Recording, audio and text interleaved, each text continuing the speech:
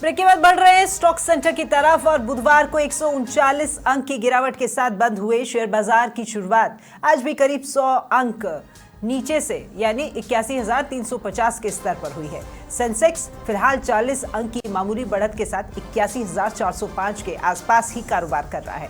वहीं बात करें निफ्टी की तो 15 अंक की बढ़त के साथ में 24,800 और बैंक निफ्टी 5 अंक की मामूली सी बढ़त के साथ में 55,800 के लेवल्स पर ट्रेड करता हुआ दिखाई दे रहा है। अब बढ़ते हैं मार्केट एक्सपर्ट राजेश सोढानी जी की तरफ जो हमारे साथ जुड़ गए हैं और उन्हीं से हम जानते हैं आज मार्केट कैसा रहने वाला है। गिरावट के दौरे में कहां खरीदारी के आज मौके बन रहे हैं। नमस्कार राजेश जी, बहुत स्वागत आपका। राजेश जी, धन्यवाद मैम। बाजार ने आज निचले स्तरों से शानदार रिकवरी दिखाई है और आज वीकली एक्सपायरी भी है, तो ऐसे में बड़ा सवाल ये है कि किन स्तरों पर आज ध्यान देना बेहद जरूरी है। क्या 25,000 से ऊपर निफ्टी आज टिक पाएगा, आपको क्या लगता है? आज वीकली एक्सपायरी है और आज की एक्सपायरी में मुझको लगता है कि दोपहर 1 बजे के बाद कोई अच्छा खासा ड्रामा हो सकता है। तो नीचे के लेवल पे यानी मैं फ्यूचर की बात करता हूँ 24,800 24,790 से 24,820 दोबारा रिपीट कर रहा हूँ। फ्यूचर का आपको लेवल दे रहा हूँ 24,790 से 24,820 के बीच में निफ्टी लेनी चाहिए। 24,880 24,950 25,000 बन सकती है। स्टॉप लॉस बहुत स्ट्रिक्ट स्टॉप लॉस 24,750 का यानी 40 पॉइंट का स्टॉप लॉस हो जाएगा। 50 पॉइंट का गेन के लिए अपन 50 से 200 पॉइंट तक ले सकते हैं और ये अपने को 12 बजे के आसपास ये अपने को लेने का बाइंग मिल जाएगा मौका। स्टॉप लॉस का हमेशा वीकली एक्सपायरी के दिन ज्यादा अपने को ध्यान रखना होता है। स्टॉप लॉस जरूर फॉलो करना है। यानी 12 बजे के आसपास हम माने कि पिक्चर क्लियर हो जाएगी और हमें क्या फैसला लेना है ये व्यूअर्स उसके और बढ़ पाएंगे। ठीक है, इन्हीं लेवल पे बाइंग करें, कमाई होगी पक्का। ठीक है राजेश जी। राजेश जी, अमेरिकी फेडरल रिजर्व ने ब्याज की जो दरें हैं वो चौथी बार 4.25% साथ ही 4.50% के बीच में स्थिर रखी हुई है, लेकिन साथ ही संकेत भी ये दे दिए कि इस साल 2 बार कटौती संभव है। अब क्या ये ग्लोबल मार्केट्स के लिए राहत की खबर है, इसको हम किस तरीके से समझें? बेसिक बात यह है कि फेड बैंक और फेड चेयरमैन और ट्रम्प साहब की आपस में नहीं बन पा रही। ट्रम्प साहब उनको बार बार दबाव डाल रहे हैं कि आप इंटरेस्ट रेट कट करो, पब्लिक प्लेटफॉर्म पे उनको क्रिटिसाइज कर रहे हैं और फेडरल चेयरमैन जो है वो बिल्कुल अपने हिसाब से मार्केट के हिसाब से काम कर रहे हैं। कहने को भारत में भी महंगाई दर कम हुई है, कहने को यहाँ पर भी लगता है कि इंटरेस्ट रेट जैसे भी कट हुई है। एक्चुअल ग्राउंड पे रियलिटी में महंगाई दर में कमी नहीं आई। तो मैं मानता हूं कि फेड चेयरमैन का काफी बोल्ड डिसीजन है और अगर क्रूड के दामों पे 5-7 दिन में कंट्रोल नहीं आया, देखिए आप एक मेन चीज समझे, अभी ईरान और इजराइल के युद्ध से ईरान की तेल सप्लाई पे कोई फर्क नहीं पड़ा है। बट अगर ये 2-3 दिन और चल गई और अगर तेल सप्लाई पे फर्क पड़ गया तो एक्चुअल तेजी आएगी क्रूड में। क्रूड $100 हो सकता है। क्रूड में तेजी आते ही इन्फ्लेशन पूरे बढ़ जाएंगे। तो ये जो फेड चेयरमैन का बयान है कि पूरे साल में हम 2 बार इंटरेस्ट रेट कट की उम्मीद रख सकते हैं, तो उससे मैं सहमत हूं। 50 पैसे इंटरेस्ट रेट दिसंबर तक कट होगा। फिलहाल अभी इंटरेस्ट कट का माहौल नहीं है, तो फेड चेयरमैन ने बहुत सही डिसीजन लिया है और बाजार को भी पता था ये डिसीजन आएगा, क्योंकि कभी कहां पे टेंशन कभी कहां पे, और ये ईरान की वजह से तेल सप्लाई पे फर्क अगर आ गया तो बाजार में बहुत दिक्कत आ जाएगी। ठीक है राजेश जी, क्योंकि ट्रम्प साहब की ही बात हो रही है तो अमेरिका में महंगाई अभी भी करीब 3% के स्तर पर बनी हुई है। आप बात भी कर रहे थे ग्राउंड रिपोर्ट की। बेरोजगारी 4.2% पर है। फेड चेयरमैन जिनके बारे में आपने बता ही दिया है, उन्होंने तो स्पष्ट कर दिया है कि अब जल्दबाजी नहीं करेंगे, लेकिन क्या अब फेड का जो फोकस है वो सिर्फ महंगाई कंट्रोल करने पर ही है या फिर आर्थिक ग्रोथ की रफ्तार को भी बनाए रखने की कोशिश चल रही है?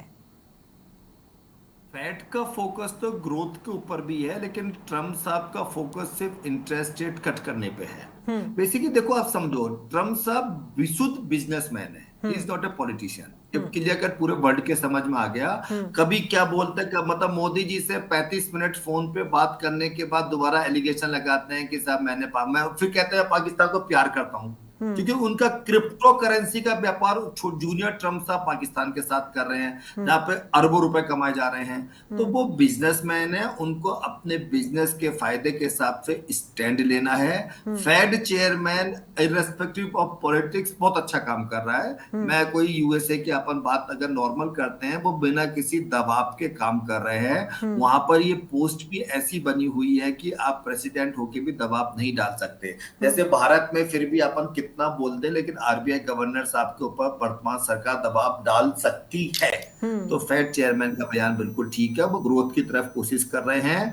और अगर अमेरिका ने अक्टूबर नवंबर से मार्च 26 के बीच में अपना डेट का, अपने बॉन्ड का रिन्यूअल ढंग से नहीं कराया, आप ध्यान दें, फेड के मतलब यूएसए के फॉरेन मिनिस्टर्स ने, बिजनेस मिनिस्टर्स खुद ने ये बात बोली है, फाइनेंस मिनिस्टर ने, कि यूएसए भयंकर मंदी में जा सकता है। आप खुद इतनी बड़ी सीट पे होके फाइनेंस मिनिस्टर होकर बयान दे रहे, तो कुछ ना कुछ तो सच्चाई है ना।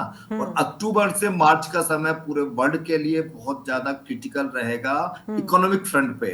यूएसए ने अगर बॉन्ड का रिन्यू ढंग से नहीं किया, यूएसए मंदी में जाएगा। यूएसए मंदी में जाएगा तो पूरी दुनिया के बिजनेस की साइकिल खराब हो सकती है। हम कम इफेक्टेड होंगे, लेकिन पूरी मंदी में साइकिल जा सकती है। झटका सभी को लगेगा, कहीं कम तो कहीं ज्यादा होगा।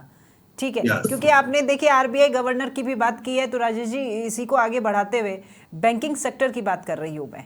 आज के सेशन में हम बैंकिंग सेक्टर पर ये जो दबाव है ये साफ तौर पर नजर आने लगा है, और आपने भी ये बात कह दी है। इसको मैं थोड़ा और डिटेल में आपसे जानना चाहूंगी, ये क्या है ये सब। देखिए क्या है कि बैंकिंग सेक्टर की पोजीशन, जो हिंदुस्तान का बैंकिंग सेक्टर है भारत का, 10 11 12 सालों में जमीन आसमान का फर्क आ गया। पहले नेताओं की बहुत ज्यादा दखल अंदाजी थी और ऐसे ही पैसा बढ़ जाता था, वो पूरा एनपीओ हो जाता था। अभी कम से कम वो स्थिति नहीं है। सारे बैंकों की फाइनेंशियल पोजीशन इतनी स्ट्रांग है जितनी कभी जिंदगी में आज तक नहीं हुई। मैं पीएसयू बैंकों की बात कर रहा हूं। और ब्याज से अच्छी इनकम, नेट इंटरेस्ट मार्जिन और इंटरेस्ट डिफरेंस से अच्छी इनकम पूरे वर्ल्ड में कोई नहीं है। सारे बैंकों की साख अच्छी है। बट चूंकि अपने को इंटरेस्ट रेट कट की साइकिल भारत सरकार भी चाह रही है, इंटरेस्ट रेट घटे, ग्राउंड पे महंगाई में कमी नहीं है।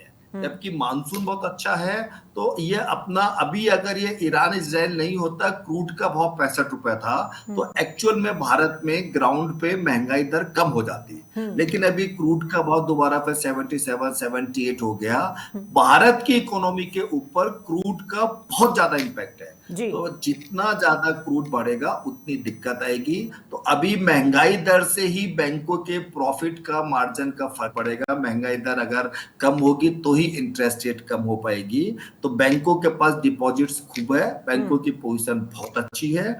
लेट्स होप कि मानसून बहुत अच्छा है और ये ईरान इजराइल का विवाद जल्दी शांत हो, क्रूड दोबारा से $65 पे आ जाए, तो हमको बहुत ज्यादा फायदा हो जाएगा। हमको फायदा होगा तो हमारी बैंकिंग इंडस्ट्री को बहुत ज्यादा फायदा होगा। बिल्कुल बिल्कुल फायदा होगा। राजेश जी, सेबी ने बोर्ड मीटिंग में स्टार्टअप्स और साथ ही एफपीआई के लिए भी बड़े ऐलान कर दिए हैं।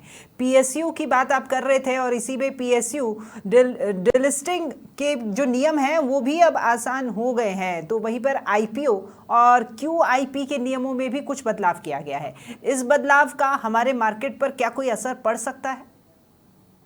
ये काफी दिनों से ये सेबी के इस वाइट पेपर की उम्मीद थी, बहुत दिनों से चर्चा में थी, और ये बहुत अच्छा डिसीजन आया। हालांकि मैं पूरा अभी डिटेल से नहीं पढ़ पाया हूं, लेकिन जो पीएसयू कंपनीज के अंदर जो सरकार की होल्डिंग थी उसके लिए अच्छा नियम आया है। पीएमएस के लिए, एआईएफ के लिए अच्छा नियम आया है। तो ये पता है, जो काफी दिनों से एबेटेड था, तो नियम जो एक बार सरसरी निगाहों से मैंने देखा है, और मैंने जो मैसेजेस को देखा, डिटेल में मैं नहीं पढ़ पाया हूं, तो ज्यादा कमेंट्स नहीं करूंगा, लेकिन सरसरी निगाहों से देखने पे जितना समझ में आया है, it's a very welcome decision. और पीएसयू में गवर्नमेंट की होल्डिंग जहां पर, वहां पर भी कम होने के लिए अच्छे रूल्स आए हैं, और एआईएफ और पीएमएस सेक्टर के लिए अच्छे रूल्स आए हैं।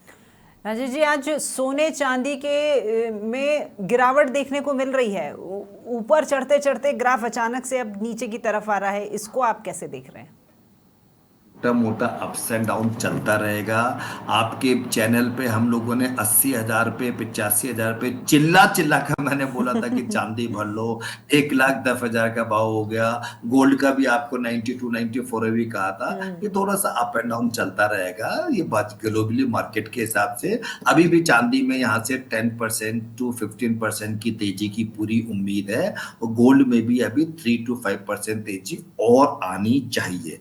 ओवरऑल चांदी कोई बड़ी बात नहीं है कि 3-4 महीने में 1,25,000 1,40,000 तक पहुंच जाए। गोल्ड 1,05,000 1,07,000 से ऊपर नहीं लगता, जी। ज्यादा तेजी चांदी में लगती है। ठीक है, अंतिम सवाल राजेश जी, इन्वेस्टर्स के लिए स्टॉक आइडिया क्या हो सकता है आज का, और वोलाटाइल अगर मार्केट है तो इसमें बढ़िया मौका क्या कौन सा दे सकता है? वोलाटाइल मार्केट में जो निफ्टी का लेवल दिया है 24,790 पे 24,820 के बीच में निफ्टी लीजिए, निफ्टी बहुत अच्छी रहेगी। और पोर्टफोलियो के लिए अगर कोई देखे तो एक स्टॉक है मैलिकॉम, जी। 1250-60 का भाव होना चाहिए। ये पोर्टफोलियो में मेरे एज पर सेबी नॉर्म्स मेरे पोर्टफोलियो में है, मेरे परिवार के पोर्टफोलियो में है, but it's a very long term stocks, not for trading. मैलिकॉम को हम ले सकते हैं, फंडामेंटल बहुत अच्छी कंपनी है एंड लॉन्ग टर्म में 2-3 साल में आराम से 50 से 100% का रिटर्न दे सकते हैं। आपकी ये जो अंतिम लाइन होती है ना कि मैं और मेरा परिवार इसमें इंटरेस्ट रखता है, ये सबसे ज्यादा भरोसेमंद रहती है इन्वेस्टर्स के लिए। ठीक है राजेश जी, बहुत शुक्रिया आपका हमारे साथ में जुड़ने के लिए। तो स्टॉक सेंटर में फिलहाल इतना ही, और आप आगे देखते रहें समाचार प्लस। नमस्कार।